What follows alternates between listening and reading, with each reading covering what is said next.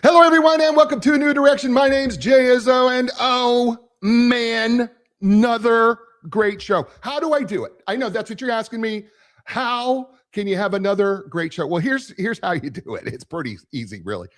You get a great author with a great book, you automatically have a great show.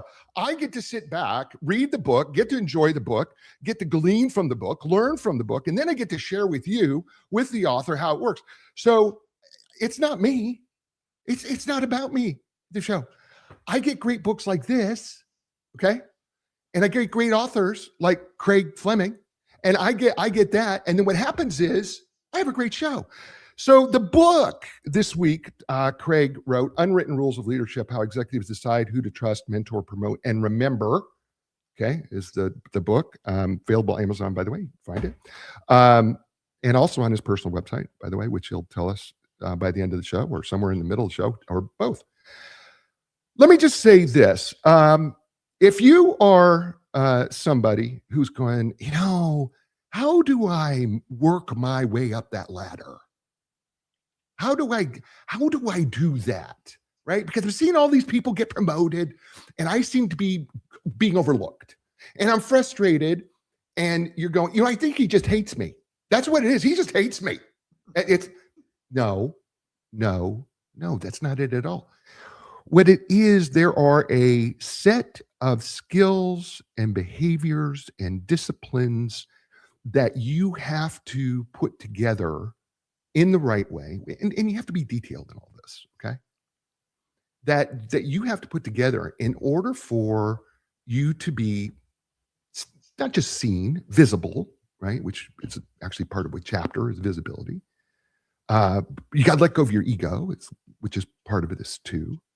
But the other part of it is, are you remembered? What are you doing to be remembered?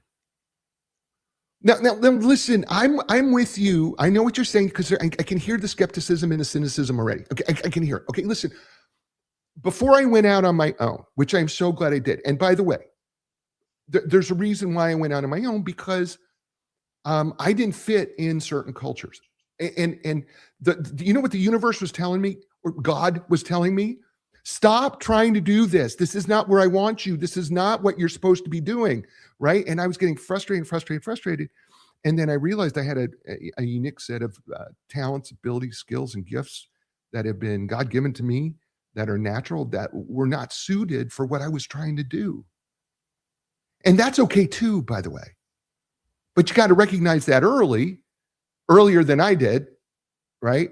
But if you're in it and you go, Jay, I love this. I love this work. I'm in this work. I'm into this leadership with this company. I really want to be a part of it. I love the culture. Love the culture. Love what they stand for. I want to be part of it. But they're just overlooking me. There is a set of skills. There is a set of behaviors that you just need to do if you want to move up to that leadership. Fortunately for you today, I have Craig A. Fleming with me to help us talk about how we get there. Okay, now let me just say something to you. You're going to be surprised by the end answer of all this. Because, if you're thinking that it's all about just getting to be a leader, that's what's important, you may have missed the context of the book. Because what leadership really is may surprise you by the time we get to the end of the book. Ooh, teaser, chapter 25, teaser. Okay, all right. So here's what I want to do. I'm going to introduce you to Craig A. Fleming because he's a cool dude, and I got to introduce you to him. Craig started his 40-year career in direct selling with the Kirby Vacuum Cleaner Company as a representative, working his way up to the corporate office over 12 years to ultimate oversee all sales training and development worldwide. During his career, Craig made executive stops at Fuller Brush, Dorling Kindersley, National Motor Club, Entity Beauty, and Melaleuca. During his time at Melaleuca, he oversaw all recruiting and training activities, culminating in Inc. magazine's top 500 companies while enrolling over 24,000 people monthly. He left Melaleuca in 1996 to become the chairman and CEO and president of Media Arts Group in the NYSE, and went on to build the largest art publishing business in the world around artist Thomas Kincaid. He's appeared on CBS's 60 Minutes with Morley Safer, and he is founder, CEO, director of Sales Experts, Inc., the industry's largest executive search firm, and My Private Mentors, LLC, the direct selling channel's exclusive invitation-only CEO, president, and C-suite executive weekly leadership meeting. Ladies and gentlemen, please welcome to the show. Welcome for the first time. I don't think it's ever going to be the last time. Craig A. Fleming. Craig, welcome to A New Direction. Well, thank you, Jay. It's an honor to be here, and I can't wait to unpack some of the great little nuggets that we've got in that book today. Yes, well, let's do that right away. Let's just jump into chapter 1, the unwritten rules no one explains. Careers, you say careers are not decided in meetings. They are decided by patterns quietly observed over time. Most people believe advancement is mainly about performance, results, competence, and hard work. Those things do matter, but they're not the full equation. Okay, now all of a sudden I got everybody's attention from what you said. So if it's not all these things, and we don't know what it is, kind of help us move into, okay, what am I trying to do if I'm trying to be promoted? What am I looking for? Because I'm working hard, I'm competent, I'm getting results, but you're telling me that's not the whole pie. So help us find out what the rest of these pieces of the pie is. All right. I'll start by telling you a story that I think everybody will enjoy listening to. I was called into my office, or my boss's office, one day, and he said, "Fleming," that's what he called me back then because I was only 26 years old. But he said, "Fleming," he said, "I got some good news and I got some bad news for you." I'm like, "Okay." So my heart was just pounding like a million miles an hour because I thought maybe I was going to get fired or something. And so I said, "Okay, well, let's start with the good news." He said, "All right, the good news is that there are 20 managers in this company, and the company has decided to put up a $50,000 bonus and a promotion to director for anyone who can demonstrate leadership skills." Mm-hmm. And I'm like, "Oh, okay, well, that's pretty exciting." I said, "What's the bad news?" He said, "Well, the bad news is that you've only got 6 months to do it. You have no coach. Nobody's going to tell you what to do. You just have to go figure it out." I said, "Okay, I can do that." I mean, I was an athlete in college, high jumper and a pole vaulter. I was competitive as all get out. And I thought, man, I can figure this out. So by the time I got home that night, I was just like, I'm like, leadership, what is leadership? And how am I going to demonstrate that to all of these bosses? And so I just started thinking about, okay, what are those key things that need to happen? And I came in the next morning. The office opened around 8 o'clock. Usually I got there around 8:30 because management didn't get there till 9. And so I considered myself part of management. And when I walked in, I noticed that they're in the boardroom. There were all of these executives and the CEO, and they were having a meeting. And I'm like, gosh, those guys get up pretty darn early. So the next day, I get in at 7 o'clock. And who do I walk in with? The CEO in the parking lot. And I'm thinking, okay, what am I going to say to the CEO? I mean, I'm new. I'm just a manager. And he said, "Fleming, right? That's your name?" I said, "Yeah, Craig Fleming. Glad to meet you." Walked in and I thought, okay, well, I think I made that first impression on the boss. So maybe that's part of it. Maybe you've just got to be seen by the right people. Because I was doing lots of work. I mean, I was, working my tail off. And I thought, okay, well, that was the first thing. And then around 4:30, 5 o'clock, I had one of those big clocks in my office, and you're thinking, oh boy, 4:45, 4:50, 5 o'clock, I got to get out of here. And, none of the executives had left yet. And I'm like, okay, well, maybe that's part of it too. And so I stuck around 5:30. It was like then 6 o'clock, and then I was like 6:30. And finally, a couple of them left around 7. And I pack up my bags and walk out. And who do I walk out with? It's about 7:15. The president of the company. I'm like, okay, this is 2 opportunities in a row. And he said, "Nice to see you, Fleming." He said, "Putting in a little work today, huh?" And like, okay, so that recognition was just, I was eating up that recognition. Next morning, I couldn't sleep. So I got in around 6:45 and didn't even know if the office would be open. And in fact, it wasn't. A maintenance man came and opened it up, and I'm sitting in my little cubicle. And who walks by at 7 o'clock? The CEO president. He says, Fleming, you're in here awful early. He said, glad to see you're working on some things. What are you working on? I said, I'm working on a sales training and development project right now that I'm pretty excited about. He said, that's good. He said, why don't you stop by the meeting this morning? Starts at 8, and come on in and just tell us a few things about what you're thinking about. And so now I'm really scared, thinking, okay, what am I going to say? What am I going to cover? What are they going to ask me? And so what do I do when I walk in? Instead of sitting at the table, no, I can't sit at the table. I can't sit at that big table. So I sit against the wall.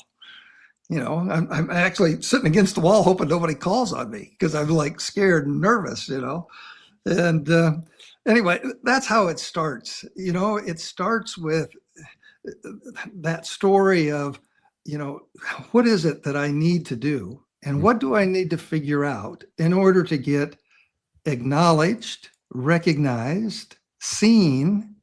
And then once you are seen, then you got to make the best of it. So early on in that first meeting, what happens? The CEO, like right off the bat, he calls me, says, this is Craig Fleming. Looks like he's getting some things done. Craig, why don't you tell us a little bit about what you're working on? And thank goodness I had some stuff that really made sense. So instead of going for 5 or 10 minutes, I just blurted out like 2 or 3 sentences. And that's all I needed to do. Because what I didn't realize, they didn't care what I said. I mean, really, they were observing, who is this guy? I've never seen him before. And I found that is one of the keys to advancing in that quiet moment when nobody's looking. The fact is, everybody's watching you. The CEO's job is to figure out a succession plan. And every vice president worth their salt is also thinking about, okay, who can we promote? Who goes in the next chair? Who are we going to bring along? And so those quiet moments are the times when you just got to be on and you got to be prepared. So I'll stop there. That's kind of the start of it, Jay. I love the story because what you've done is pulled in so many things of this book. And let me just say something to people about this book. The thing about this book is that, we've done hundreds of authors in leadership, variety, right? Military, special forces, CEOs, of big companies, corporations. We've done. This book is really unique in that what I love about it, and I wrote it in the Amazon 5-star review that you can read, is that this is a no nonsense book. This is basically a toolkit. This is what you need to do, which is the beautiful part of this book. I love this story because one of the things that you point out, and you point this out in the book too, is you got to be aware, self-aware. You have to be self-aware if you want to do this. And one of the things you really make clear here is that you were paying attention to what others were doing. And that's significant. And that's a huge start, I think, when I read this book, is that because they're never going to tell you, because you talk about there's the visible system, right? The job description, performance reviews, competency, organization. And then there's this invisible system, right? Leadership judgment, risk assessment, reputation, quiet sponsorship, informal influence. And the only way you can see the invisible system, at least from what I pull from your book, is you got to pay attention. Yeah. Right? Do I got that right? You got to pay attention to all the details. I mean, every detail. You got to follow up. You got to follow through. And to circle back to that, $50,000 bonus. I'm sitting in a room a little bit later at the end of the 6-month period thinking, because I did all the things that you're supposed to do. I showed up on time. I worked my tail off. I produced phenomenal results. I became visible. And my boss was supporting me all the time. And I thought, so I'm sitting in the room and I'm thinking, okay, I got this thing handled. I'm going to win this. I'm going to be a director in this company and I'm going to earn a $50,000 bonus. And my wife was like, yeah, whatever it takes. She said, you just figure it out.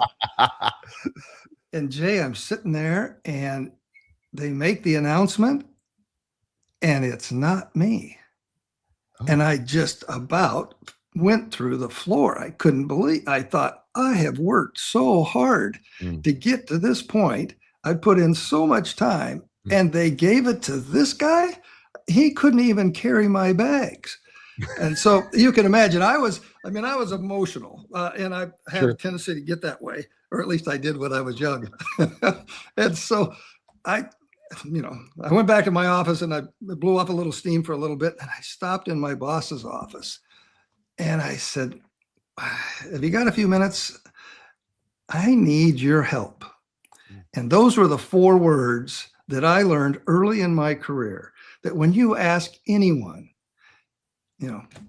I need your help. Everybody wants to help you. I mean, that's just the way it is.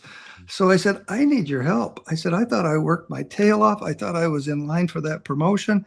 What happened? He looked at me and he'd been there for a long period of time. He was a senior vice president. And he smiled, and I wasn't really in the smiling mode. I was like really mad, and he could tell. And he said, sit down. He said, let me tell you something. He said, you're doing all the stuff right. He said, you're working hard. You're putting the hours in.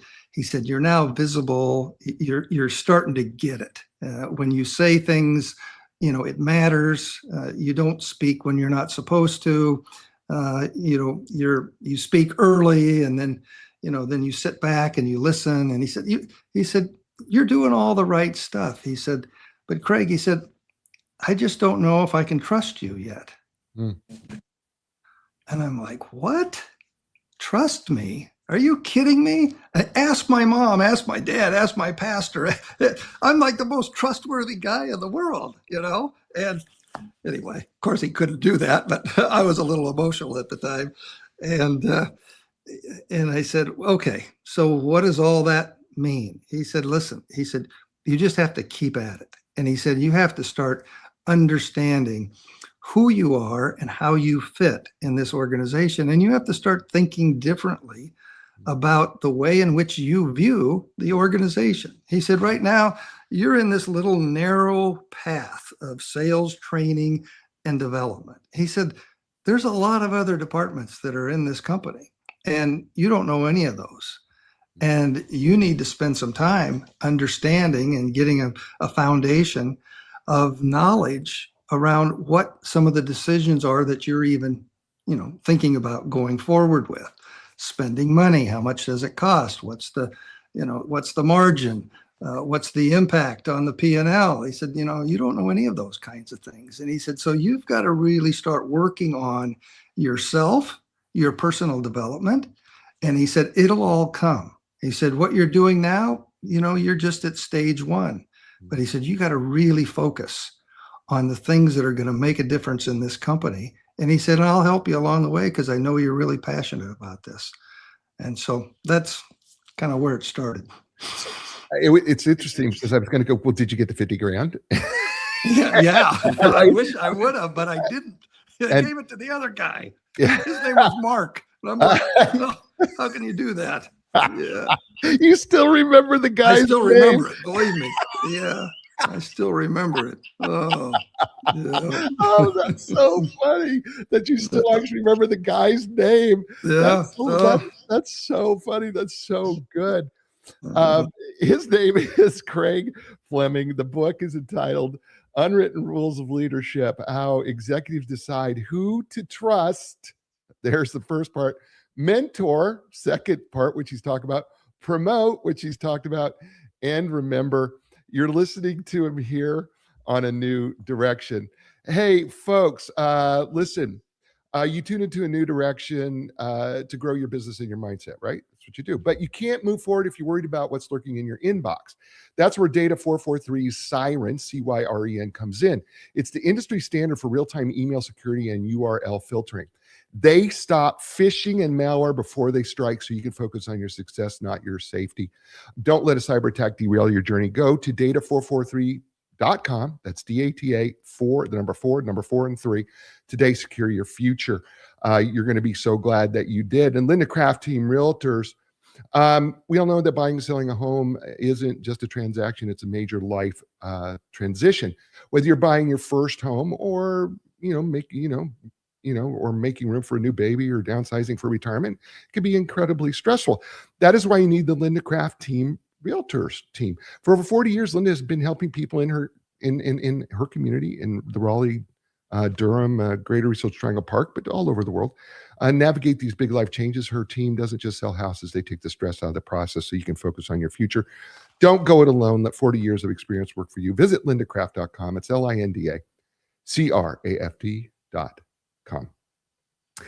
We are back here with Craig Fleming, his book, Unwritten Rules of Leadership, How Executives Decide Who to Trust, Mentor, Promote, and Remember.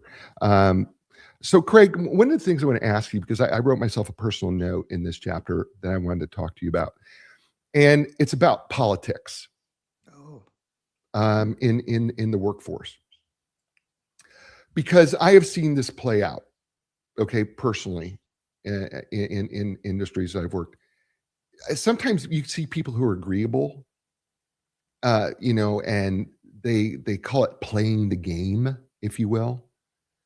And sometimes there's no room for anyone who doesn't play the game the way the leaders want to play the game.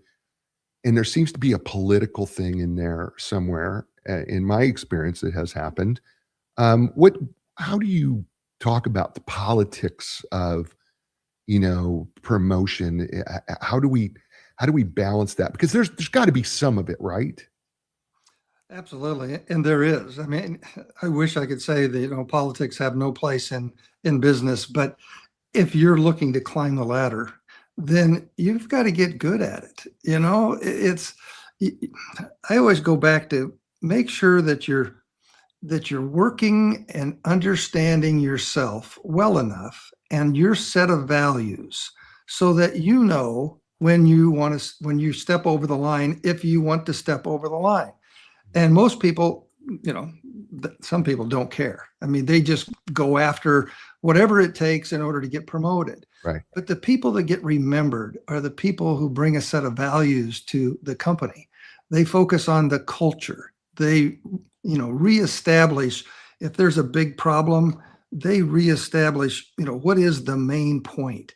And you have to make sure that you understand what's the organizational chart within the company, because that's part of the politics. There's a manager, there's a director, there's a vice president, all the way up.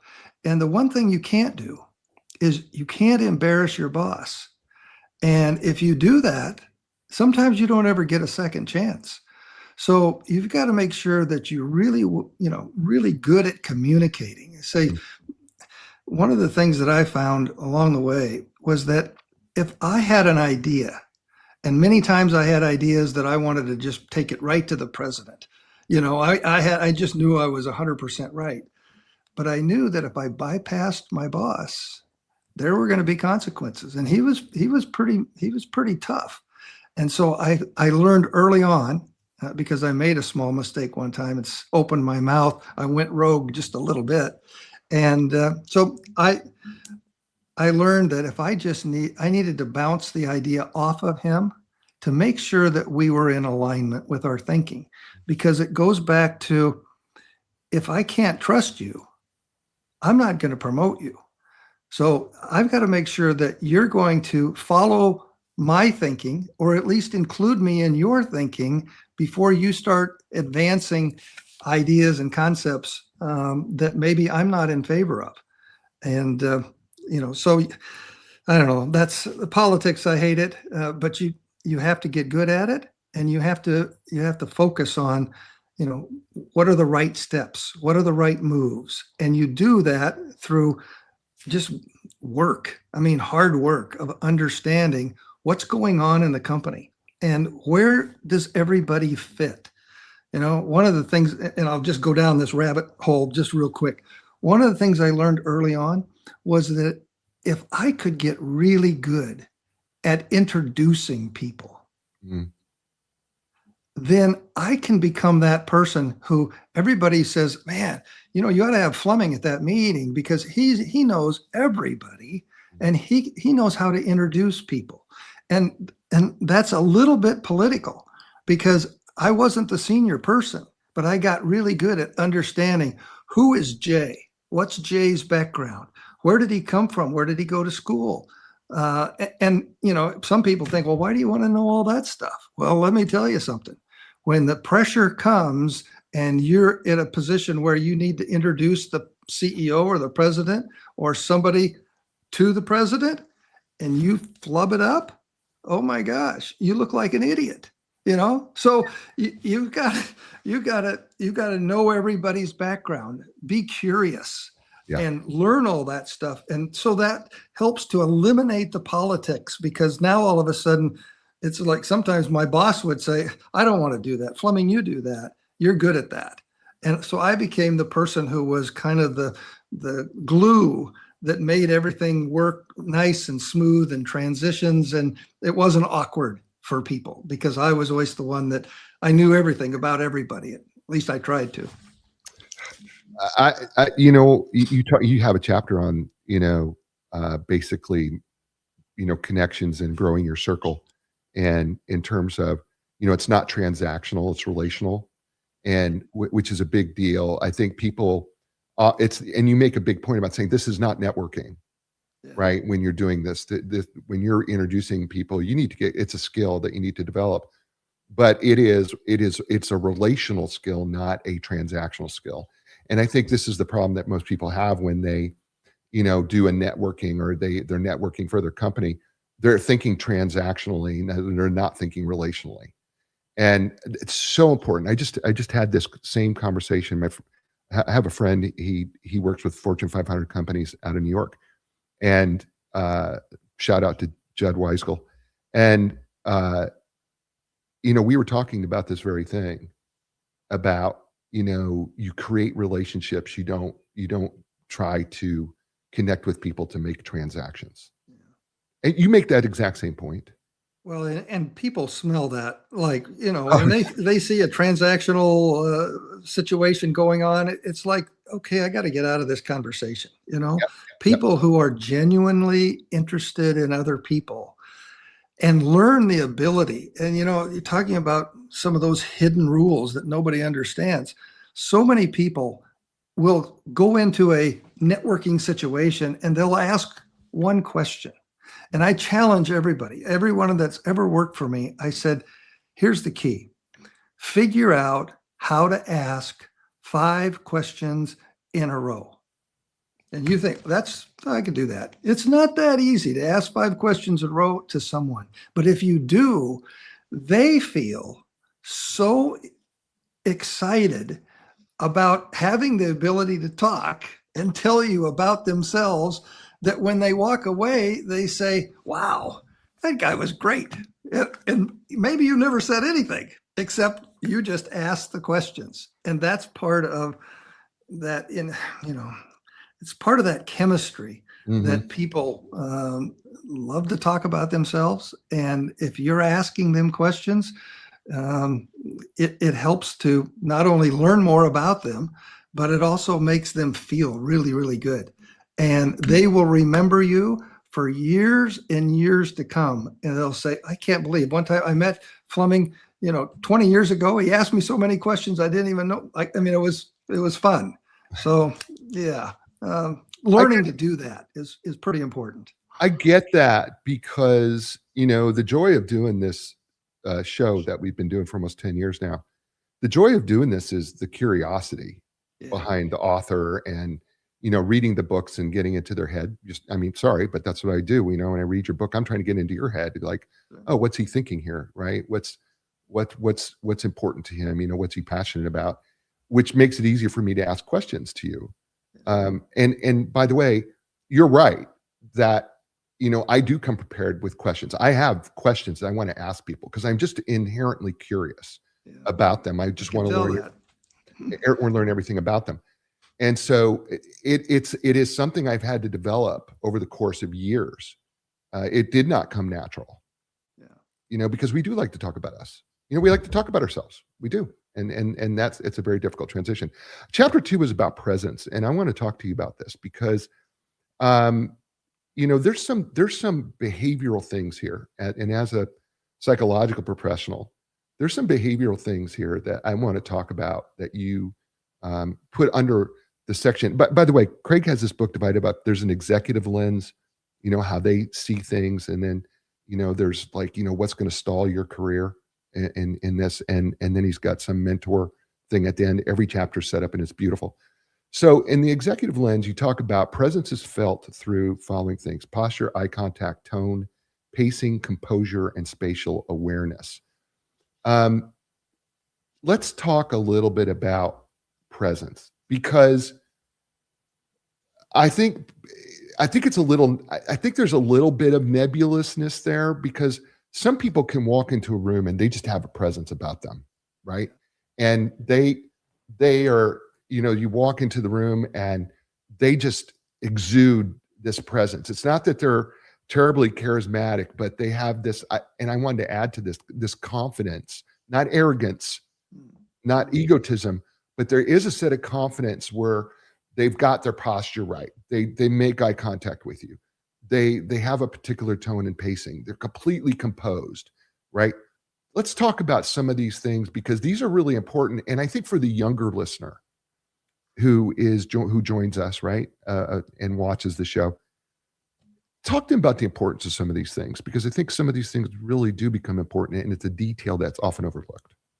Yeah, some people call it charisma, that, like you said, they walk into a room and the whole place just lights up. But in some cases it is charisma, and that can take you a little ways, but it doesn't get you where you need to be, and it doesn't get you promoted. What I found is that presence is about being prepared. So all of that homework that I talked about earlier, about asking all these questions, learning about other people, studying whatever the meeting that you're going into, when you know that you're prepared, you can walk in with your head high. You're not afraid to sit at the table. You don't sit up against the wall. When you see someone that's maybe senior, you shake their hand, you look them in the eye, and you just have that air of confidence. Because if you don't, the first handshake that you have, people automatically say, "Oh, that guy's milquetoast." Weak handshake. He doesn't look me in the eye. He's looking from side to side. He's not paying attention. And it takes a long time to rebuild that. So when you're young and, just getting started, some of those really basic things, you just have to get really good at. And then you just have to prepare like crazy. I say personal, I work on myself, try to work on myself every single day. Personal development has been a lifelong journey for me. And I've read books, listened to tapes. You can't imagine how many seminars I've been to, but you have to build up that confidence. I say confidence comes from preparation, and that preparation gives you that enthusiasm so that when the time comes, you don't have to think about whatever it is you're going to do. You just walk in and, like you own the room. And even if you don't, some people say, well, fake it till you make it. Well, that only lasts for about 15 seconds, because as soon as somebody asks you something, then you're an idiot again. So you got to prepare yourself ahead of time. And some people, I hate to say it, Jay, but some people just don't care enough to do the work, right, to climb the ladder. And it shows. And it shows within their first year or 2 years in that position. I've recruited over 10,000 people in my lifetime. I've ran 9 different companies. And I can tell you, anytime I meet somebody, I can usually tell within 30, 40 seconds whether or not this person is someone who is carrying themselves in a way in which I'm interested in at least furthering the conversation. I shake hands with them and it's, limp. I'm like, okay, next. It's just, you don't have time at the senior level. You don't have time to even coach people at that level. You've got to do that homework.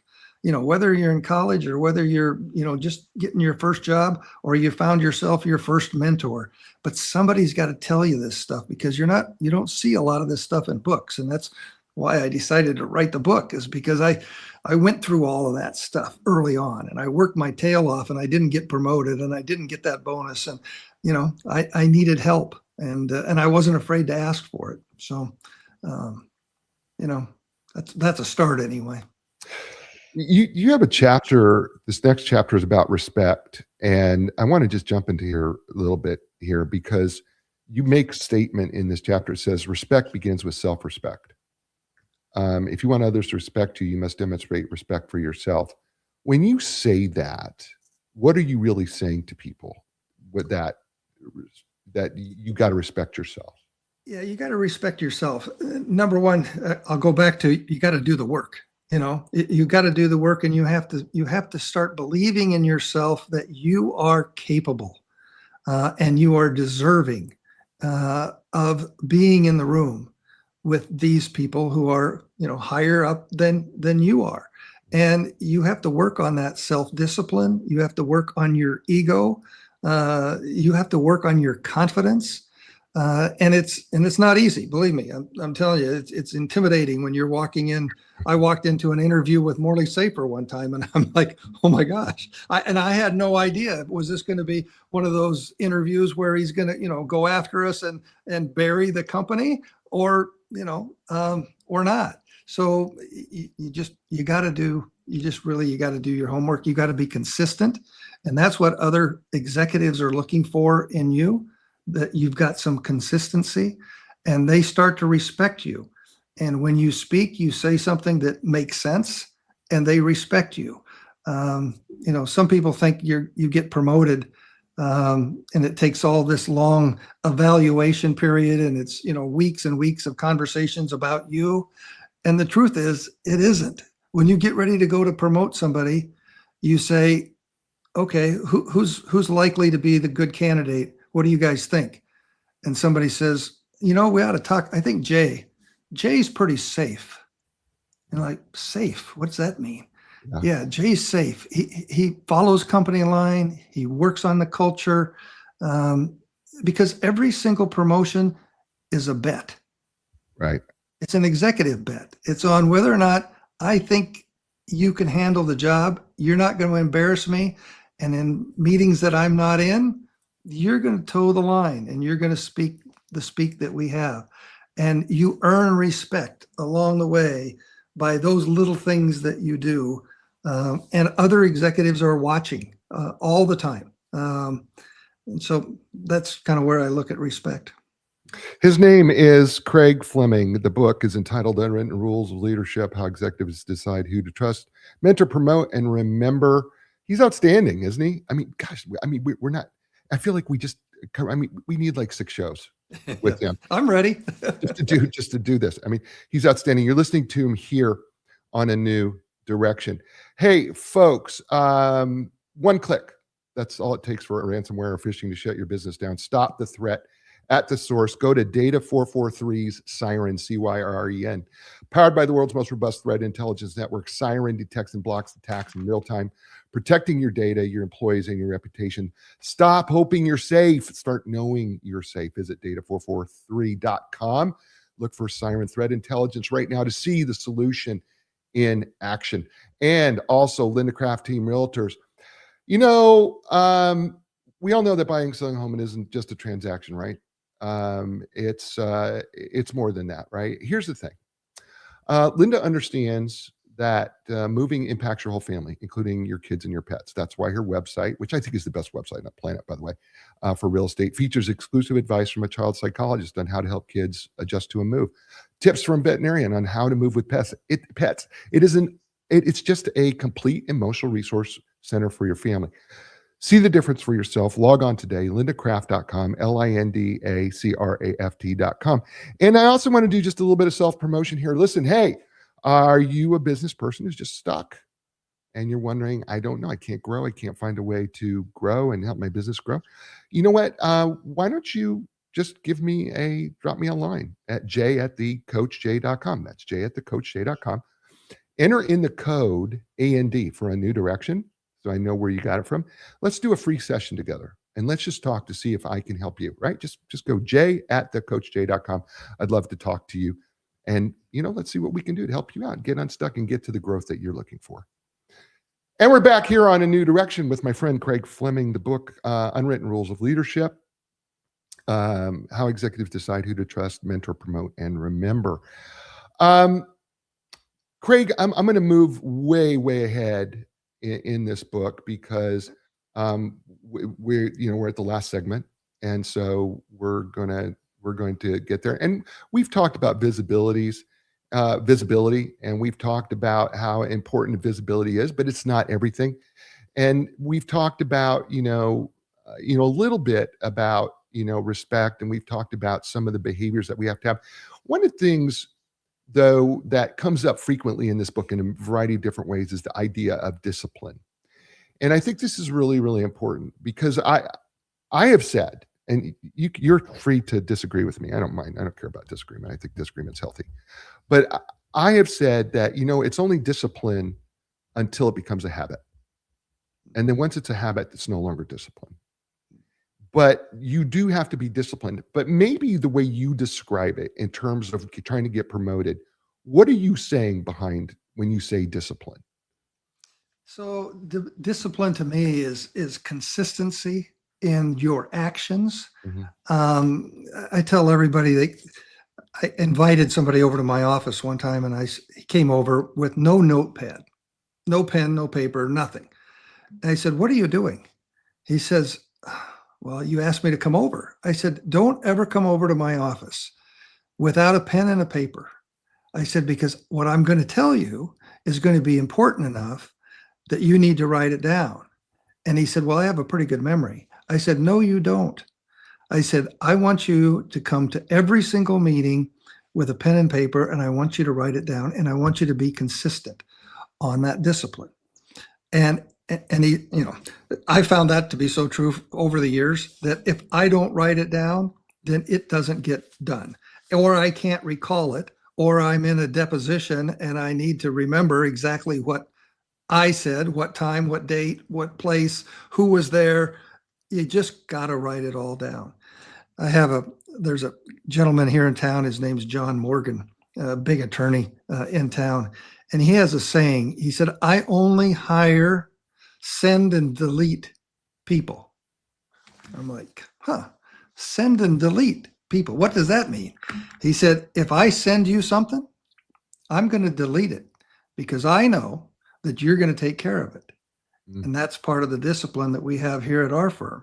And if I find out a week later that you didn't do it, you can't work here. I'm like, okay, that's a good life lesson. Send and delete. So I'm going to send you something. I expect you to finish it. To do it, I don't need to follow up. Just you handle it. And so many examples, I guess, along the way of how those things work. But it's you just have to work at it every single day. I'm a note taker, but I have noticed that there is technology that really helps me a lot now. Sure. I have this little device that looks like about the size of a credit card that actually records everything through AI and takes and does the transcript and then gives me the summary of the transcript of the meeting. So literally I can sit with you and I will have my my note-taking device that I actually write down notes that I can save and send. But I have a device that records the entire conversation and then puts it into an AI. And I have found that to be a really valuable tool because sometimes I can't take notes fast enough. Sure. And I have found, but I have always been and have always felt that there is a lack of people who take notes. And I know that when I'm doing quarterly reviews with folks, the one thing that bothers me is that I'm doing a quarterly review and we're talking about, an after action report, for the quarter, what went right, what went wrong, what do you think you could have done better?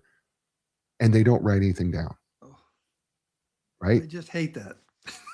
Well, because because I'm asking you 3 questions. What went right? All right. Now, maybe you don't have to write down everything that went right, but you should, because it should be your, hey, these are things that I can hang my hat on. What went wrong should have been, okay, well, these are things that got to change. And then what can we do better? Well, I absolutely need you to write those things down, because I have them down, because you're going to tell me what you could have done better. And then I'm going to call you out on it Yeah. the next quarter, right? The next quarterly review. So I'm like, oh, why would you not write that down? Yeah. And that's always interested me. For me, you and I went to now Doane University. It was just standard issue, right? We Oh, yeah, walked of into course. we walked into Dr. Gleason's history class, and we're taking notes because Yeah. Dr. Gleason was going quite fast. You know what I mean? So, or you're in Liam Purden's poli sci class. Well, you're taking down every case that he's ever gone through. So, I think there's a habit there, and I just wonder if we've lost that habit, but it is a discipline that I do feel like has gotten lost a little bit, for sure.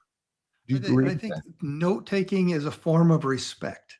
Mm, If you're saying something, or you're, mm, and I have one of those recorders. In fact, I mm. have one of these pins, right? Yeah, Well, I won't show you that, but anyway, it's a pin that yeah, records everything, yeah, and I use it all the time, yeah. because but I still, out of respect for who's ever talking, Right, I'm writing it down. right. And interesting, I'll just tell you a quick story, because I was in a boardroom one time, and I was probably a director at the time, and the CEO of the corporation, and he ran like 9 companies under the umbrella.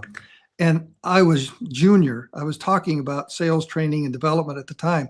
And he was over there writing every single word that I said in shorthand.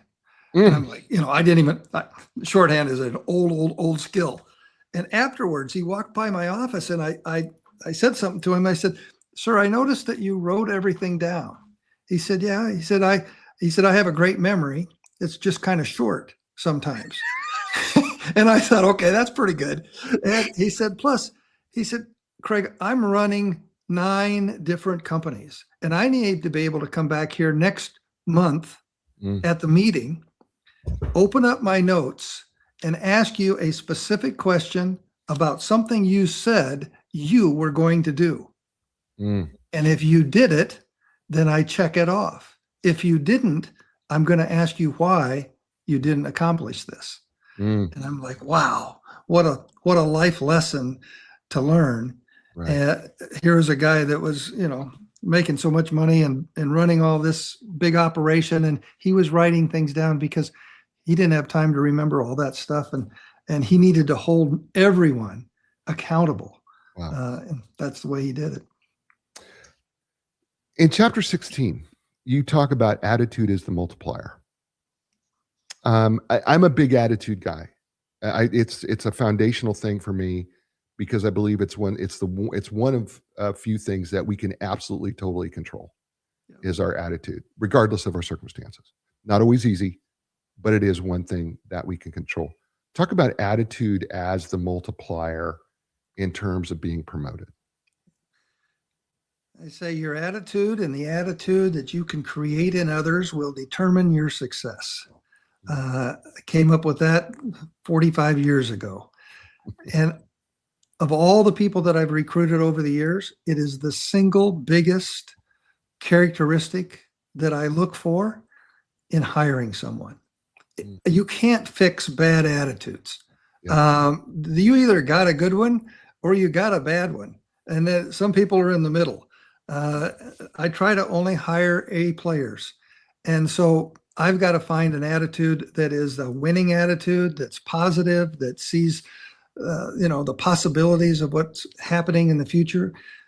When I'm interviewing someone and they start talking about negative stuff, or they start talking about people instead of ideas, I know their attitude isn't where it needs to be. And so I think it's the single biggest thing that I focus on, I guess, from the very beginning. At least that gets you past step one, is that if you've got a good attitude. If I can tell that you've got somewhat of a negative attitude, I'm not going to build that or bring that cancer into my organization, because I know that if I do and I make a mistake, I got to get rid of you in 3 months or 6 months, and I just don't have time for that. So attitude is just totally critical. And you can build a good attitude, but you got to work on yourself, all the time. Yeah. Jim Rohn says everybody always hopes things are going to get better. And I always say, well, for things to get better, you got to get better, and you got to work on yourself, and you got to work on your attitude. And you do that on a daily, repetitious basis every single day. As we kind of wrap up here, I had teased everybody about, you're not going to expect what one of the big answers are in all this. And it's the end of the book, chapter 25, the unspoken rules and your responsibility to pass them on.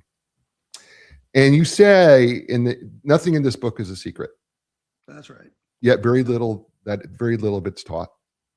The paradox sits at the heart of executive leadership. The rules that govern advancement are not hidden behind locked doors or elite societies. Beautifully written, by the way. They are simply unspoken, passed quietly from one leader to another, usually when trust has been earned. If you're reading this chapter, it means something important. You're no longer just a student of these rules. You're a carrier of them. And you make a real appeal here that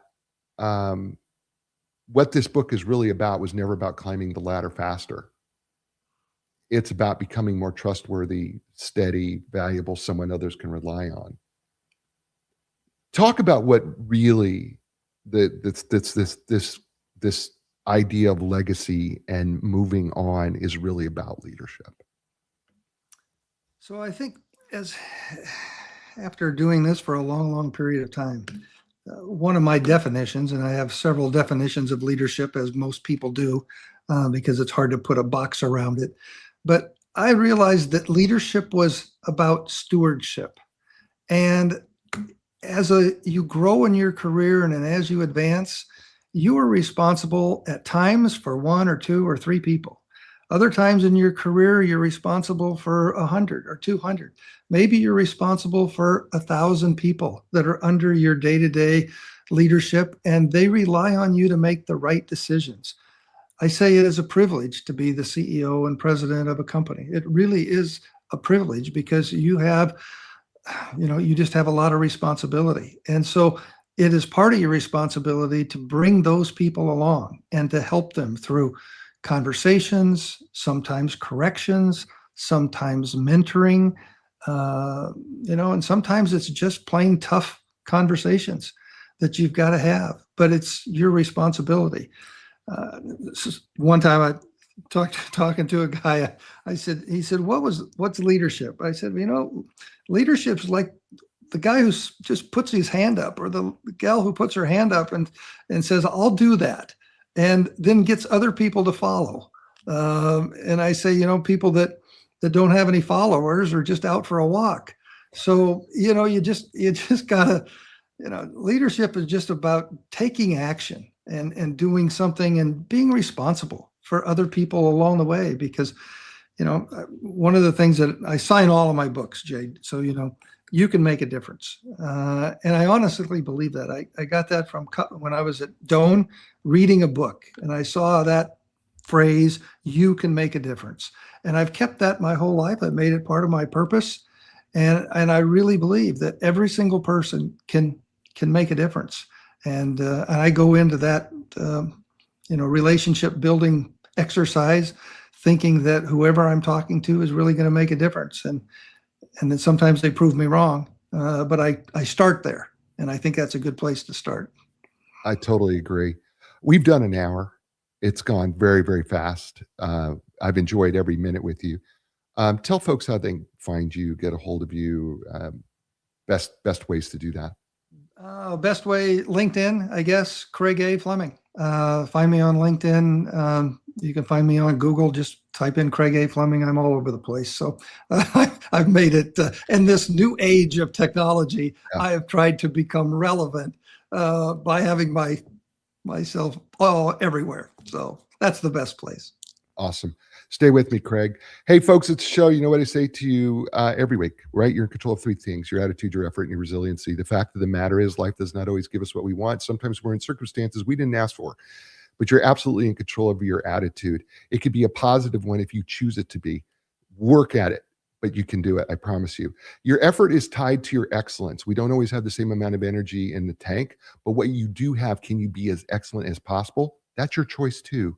Give your best effort wherever you're at.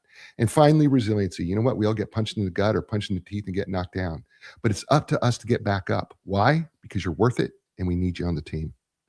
You know what? I'm going to be back next week with another great guest. It's going to be another great show. It's going to be another great book. It's just so easy and so much fun. You know what? You had a lot of choices. You chose me. Thank you. I am grateful for that. Give us a thumbs up on YouTube, wherever you're listening to the show, via podcast or watching us or via radio. Give us a 5-star review. Tell your friends. We really appreciate that too. And as I say to you all over the world, you know what that is, everybody. Ciao, everybody.